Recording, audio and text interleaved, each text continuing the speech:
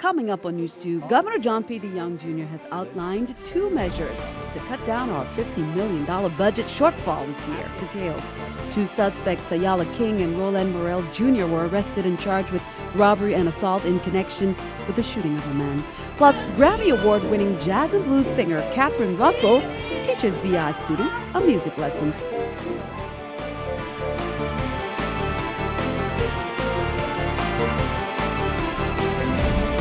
Hello, welcome, and thanks for joining us on this edition of News 2. I'm Sandra Gumansing. Rather than looking at terminations or dismissals, Governor John P. DeJongh Jr. has outlined 2 measures to cut down our $50 million budget shortfall for this year. In a statement released Monday, DeJongh says they've been controlling expenditures, but revenues are still down, and he hopes these measures, as well as any input from the legislature and other government agencies, will help. News 2's Erica Bivens reports. But I believe that this In Governor John P. DeJongh Jr.'s State of the Territory address, he alluded to a $50 million budget shortfall for this year, but no plan was addressed. The governor has now proposed 2 measures to help bridge the budget shortfall, a 5% reduction in each government department's budget and an intensified hiring freeze. So I authorized within the last couple of days, one for the Office of Management and Budget to let the departments know that we are going to have a 5% reduction effective March 1 on their fiscal year 2013 general fund allotment. All department heads must submit a budget contingency plan by February 23rd, indicating how the 5% cut will be made. As for the other measure, the hiring freeze, first implemented in 2008, it will be expanded. But there are certain positions that I've been allowing to fill based on the critical need having to do, particularly with priorities given to healthcare, law enforcement, and education. But given the anticipated shortfall that we see coming this year, I've instituted another level of scrutiny with respect to that and looking at whether we can in fact even fill positions where individuals have either retired or where individuals have resigned over a period of time. The new hiring freeze will not affect positions paid from federal or special funds. However, each agency must develop a critical needs hiring plan to include the critical nature of the position, how it will affect the department's mandate, how not filling the position will result in lost revenue, increased operational expenses, or create a health and safety risk. Those plans are due March 1st and must be approved by the personnel director. And based on that, we'll see what other actions may be necessary. For News 2, I'm Erica Bivens. The expanded hiring freeze is effective immediately and will continue until further notice. The 5% budget cuts will remain in effect through the rest of fiscal year 2013. Senate President Sean Michael Malone announced on Monday that the budget allotments to senators in the 30th legislature have been revised and will slightly reduce the budgets previously announced for the Senate President, Rules Committee, and Finance Chairman and Majority Leader, not increase it. The decision comes after a legal review by the Chief Legal Counsel to determine if 2 statutes governing the subject were contradictory. Senators were notified of the revisions on Monday morning. Senator Terrence Nelson is seeking the public's help in appointing the future leaders of the Virgin Islands to the Legislative Youth Advisory Council. Students have to be referred to the program and would need to be selected by March 14th of this year. The youth legislature should be established within 60 days of the convening of a new legislature. So I'm looking for 16 young people between the ages of 14 and 23 to be sent to my office, and they will go through a selection process. Deadline set in my mind at this point is March 14th, so I'm asking you please submit names to the office of Senator Nelson for their selection process, and hopefully we will be swearing in the first youth legislature in the very near future. The St. Croix Board of Elections will hold a meeting at 9:30 a.m. Thursday. Included in the agenda is a report from the supervisor or deputy supervisor of elections on outstanding and current financial obligations. However, Supervisor of Elections John Abramson will not be at that meeting. According to a doctor's note, Primary Care wrote a letter stating Abramson will be on medical leave for the next 4 months beginning January 28th. However, it also states under activity restrictions, none. Abramson is scheduled to return to work June 3rd, according to the note. Governor John P. DeJongh Jr. on Monday met with the leadership of the Virgin Islands Bureau of Corrections at Government House, St. Croix. The meeting was an opportunity for the BOC to update the chief executive and senior government house staff on ongoing operations such as negotiations with the U.S. Department of Justice, the medical unit at the Golden Grove facility, and the transfer of inmates off island. In attendance were Bureau of Corrections Director Julius Wilson, Assistant Director Dwayne Benjamin, and Golden Grove Warden Basil Richards, Deputy Chief of Staff to the Governor Nathan Simmons, and Senior Policy Advisor Attorney Richard Evangelista. The territory's Healthcare Reform Task Force is one step closer to deciding whether or not the VI will establish a health insurance exchange. The group was given a comprehensive report nearly 3 weeks ago on the findings of a study conducted on the VI's healthcare technology infrastructure. News2's Erica Parsons has more. 4 of the territory's healthcare information systems were reviewed extensively to see whether or not it would be feasible for the VI to undertake the project of setting up a health insurance market. All of the territories, particularly the Virgin Islands and Guam, we want to fully explore this model to see if it could work for the territory, and that's why we're conducting all of these studies. The study was conducted by New Wave Telecom to see whether or not the combined systems at the Departments of Health, Human Services, and Finance could support the IT requirements of an insurance exchange. The territory's Healthcare Reform Implementation Task Force, headed by the Lieutenant Governor's office, was briefed on the findings. The goal of the IT survey was to look at all of these systems within the context of the Affordable Care Act and all of the compliance issues or components that are necessary for states to take advantage of some of the federal funds available through the Affordable Care Act. Officials say more than 30,000 of the territory's population is uninsured. A health insurance exchange would provide an affordable pool of insurance carriers for those residents who don't qualify for Medicaid. While the states are mandated to develop a health insurance market, as a territory, we have options. The Commonwealth of Northern Mariana Islands, Guam, American Samoa, and the U.S. Virgin Islands will share a pool of, or a pot of $75 million.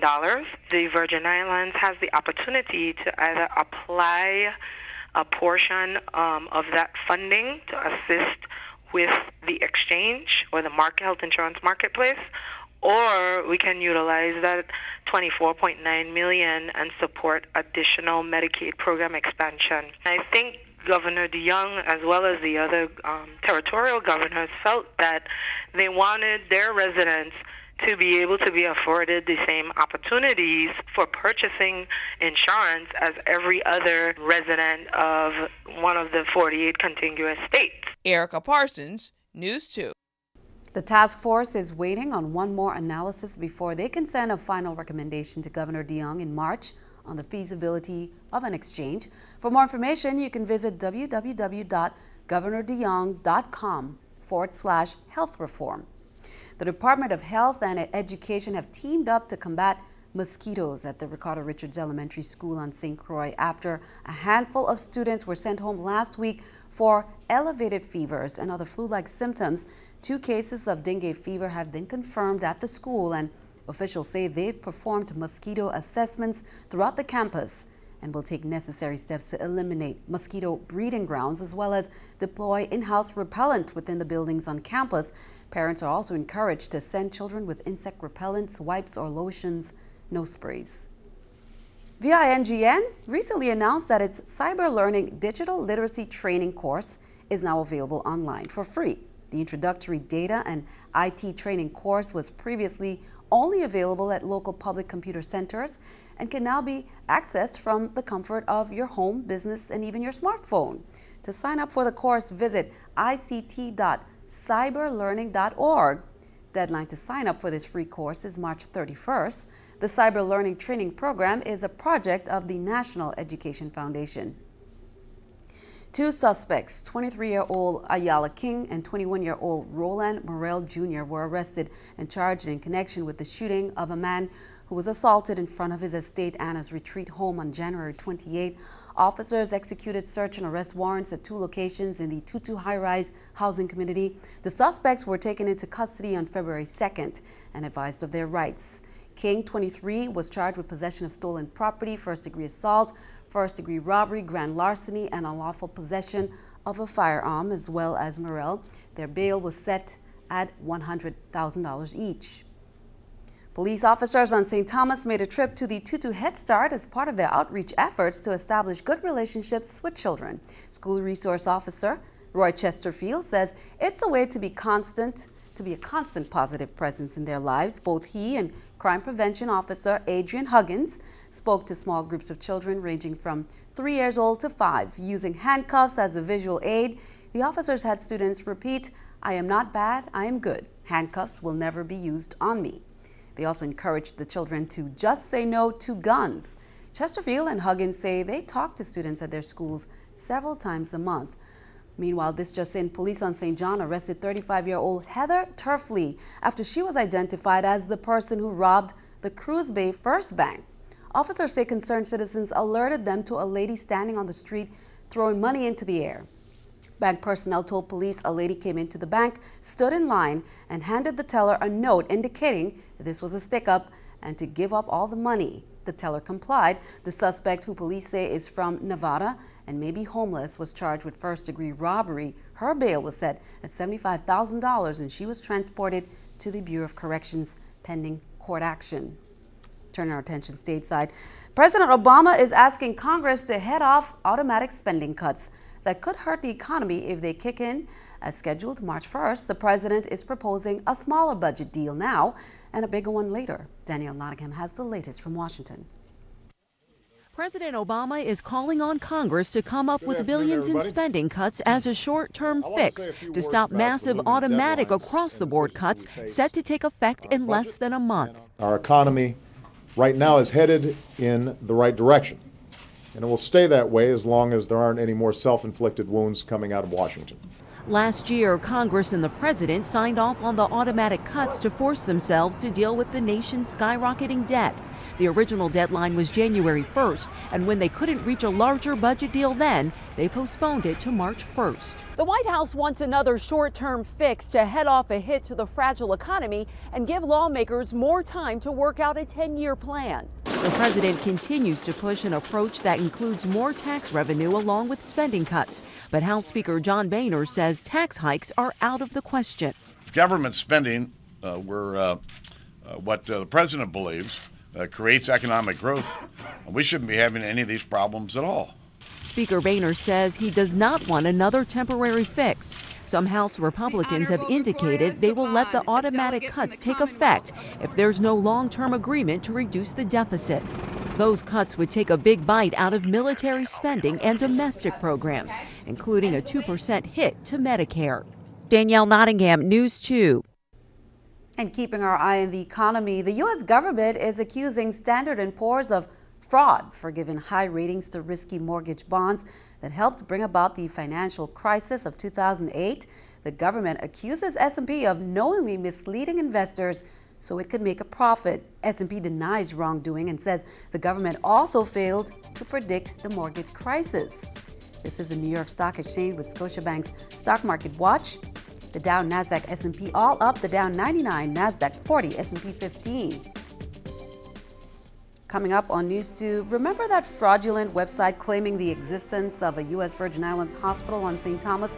Well, another one emerges. This time it's a sugar mill resort and casino that supposedly exists on the west end of St. Croix. We'll have an update on that. Plus, in our Black History moment, Monday would have been her 100th birthday. A stamp of approval from the U.S. Postal Service for civil rights icon Rosa Parks is issued.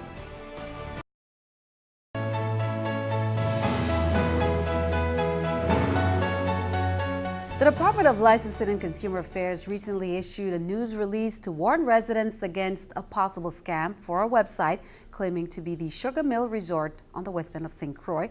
The website's listed CEO states that the resort is under construction and not a scam. However, DLCA officials say they've visited the resort's website and the physical property and have also checked with various agencies to determine if permits or applications have been processed for the site, none of which indicates to them that it's a legitimate entity. Tune in to News 2 tomorrow. We will bring you more on this possible scam. Well, as we continue to recognize February as Black History Month, Grammy Award winning Catherine Russell took time Tuesday to meet with students at Ivana Udoracan High School in a workshop. Russell listened to various students sing and then offered critiques of her own. Hailing from New York, Russell is a jazz and blues singer who comes from a family of distinguished musicians. Russell will perform Wednesday at 8 p.m. at Tillett Gardens. But in preparation for that concert, she gave students a sneak preview. Not a sound, not one sign, just the beats of my thoughts in the dark. Meanwhile, in other Black History news, the U.S. Postal Service issued a special Rosa Parks stamp on what would have been her 100th birthday. The Rosa Parks Forever stamp, which went on sale on Monday, is just one of several events in Dearborn scheduled to honor the late civil rights icon. The Henry Ford Museum is hosting a 12-hour celebration featuring speeches, music, and presentations. People can also take a seat on the Rosa Parks bus, which is on permanent display inside the museum. Parks was arrested in 1955 for refusing to give up her seat on a Montgomery, Alabama bus to a white man. Parks later moved to Detroit, where she died in 2005. It was the young men of St. Croix's turn. They got a treat Tuesday at the Man Up Empowerment Conference on St. Croix. Hundreds of male students from local junior and senior high schools listened to the inspiring messages from VI Mothers Against Guns director Celia Carroll and professor, author, and director M.K. Asante Jr. They also heard the keynote address of Discovering Your Gifts and Talents from world-renowned pediatric surgeon Dr. Ben Carson. The conference was held on both campuses of UVI and put on by Brothers with a Cause, whose goal is to increase recruitment, retention, and graduation rates in young men. Stick around, your News 2 AccuWeather forecast is coming up next.